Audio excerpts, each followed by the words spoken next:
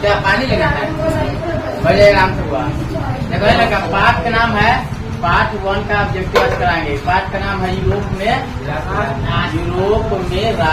क्या नाम है? यूरोप में राष्ट्रवाद में पक्का में आएगा कार्ल मार्क्स, मेजिनी, ये सब के बारे में। पहला क्वेश्चन हुआ, देख लीजिए, पता है यह यूरोप का स्थापना किसने किया था? ये किया था मेजिनी ने। किसने किया था? मेजिनी ने। किसने किया था? ऑप्शन बी इसका सही है। तथा यूनान में स्वतंत्रता संग्राम में किसकी पराजय हुई थी? ये तुर्की का हुआ था। ठीक है। गहरी वाली पेशे से क्या था? नाविक। नाविक मतलब क्या होता है? नाविक नहीं जानता है? ये देखो, सिपाही। तो सिपाही तो समझता है, किसान के बारे में समझता है जो खेती बाड़ी करते हैं। कृषि जमींदार।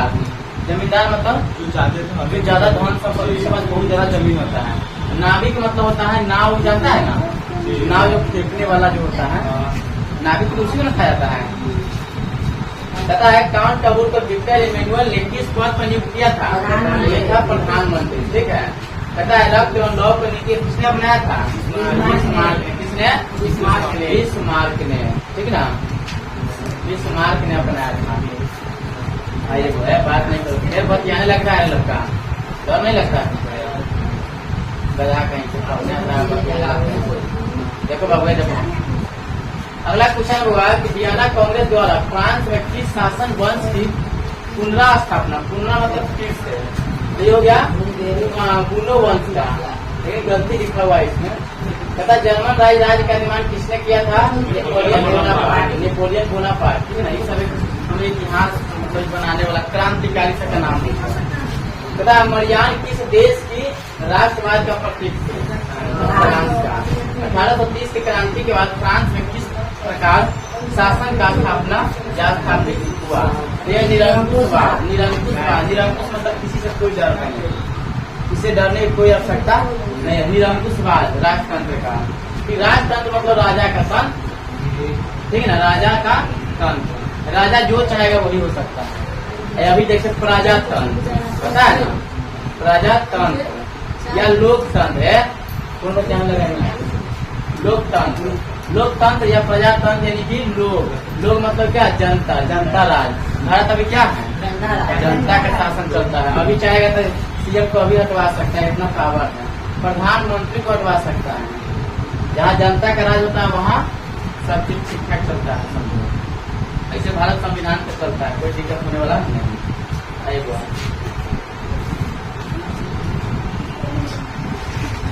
चलिए भाई देखिए, वह कहता है कि एक्ट ऑफ यूनियन किस वर्ष पारित हुआ था? 1688 में। सेडेवा के युद्ध में किसकी पराजय हुई? ठीक है।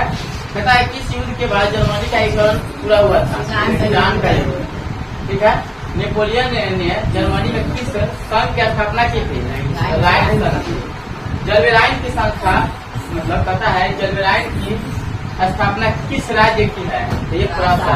किस राज्य की है? फ्रांसा। आइए हुआ।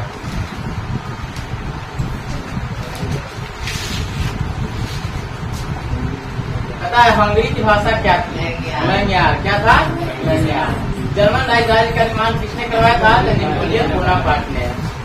तथा यूरोप में राष्ट्रवाद की पहली स्पष्ट अभिव्यक्ति कब हुई थी? 1789 की फ्रांस की क्रांति के साथ।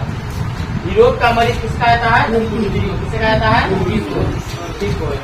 ये क्वेश्चन हुआ, बहुत बार पूछा है। तुम देखा लगभग साल ये क्वेश्चन पूछता है, यूरोप का मरीज। ठीक ना, या पूछता है बिहार का शोक, कोसी नदियों का जाता है। ये सब क्वेश्चन एकदम फेमस है, हर एक बार पूछेगा ही पूछेगा। मेटल का पतन किस वर्ष हुआ था? पतन मतलब उसका अस्तित्व धीरे धीरे खत्म होने लगा। लेकिन तुम्हारा भी अब पतन होने वाला है। ठीक है ना। मैं 1848।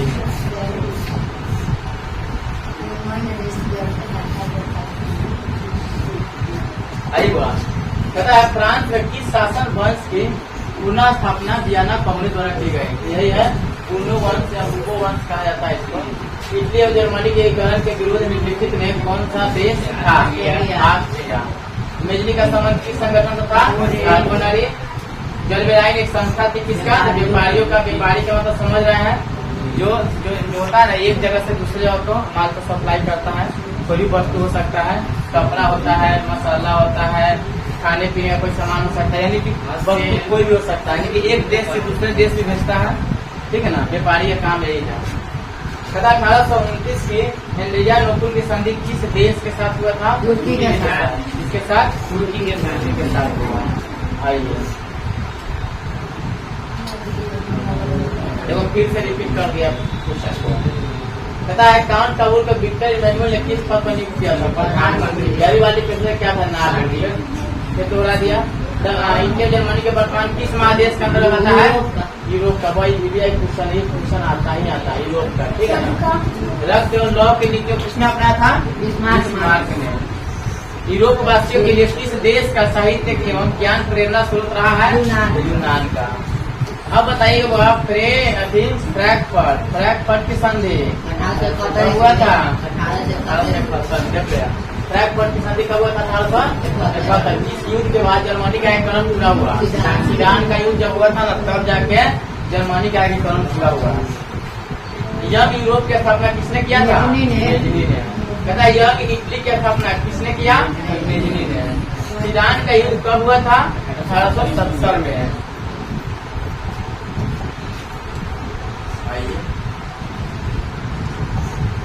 कहता है सन 1870 में फ्रांस और फ्रांसा के बीच युद्ध हुआ था, जिसका नाम क्या था? कहीं कहीं ऐसे लिख देता है, लेकिन रियल में होता है सीडान। ठीक है। कहता है वियना सम्मेलन किस वर्ष हुआ था? 1815 में। वियना किस देश की राजधानी है? ऑस्ट्रिया। देखो क्रीमिया वो अलग है, ऑस्ट्रिया। क्रीमिया का युद्ध किस वर्ष हुआ था? 1854। राष्ट्रवाद की अवधारणा का जन्म किस घटना से माना जाता है? फ्रांस के किस घटना से माना जाता है? फ्रांस की क्रांति। बात नहीं करो बाबू। नेपोलियन संहिता किस वर्ष लागू हुआ? 1804 में।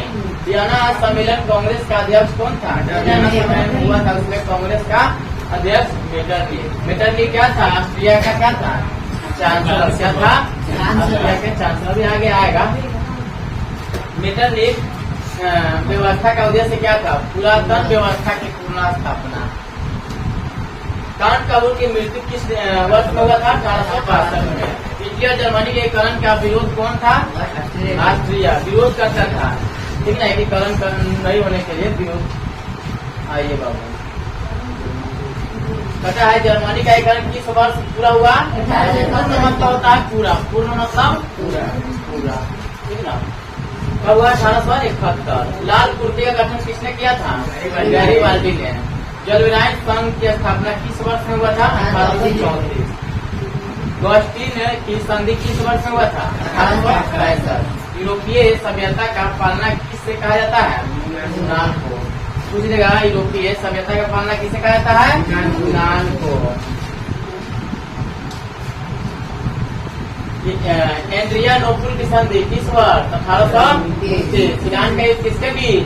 सीडान का युद्ध फ्रांस और फ्रांसा के बीच में हुआ था। इसका आंसर ठीक हो जाएगा। किस वर्ष यूनान को एक स्वतंत्र राष्ट्र घोषित किया गया? 1832।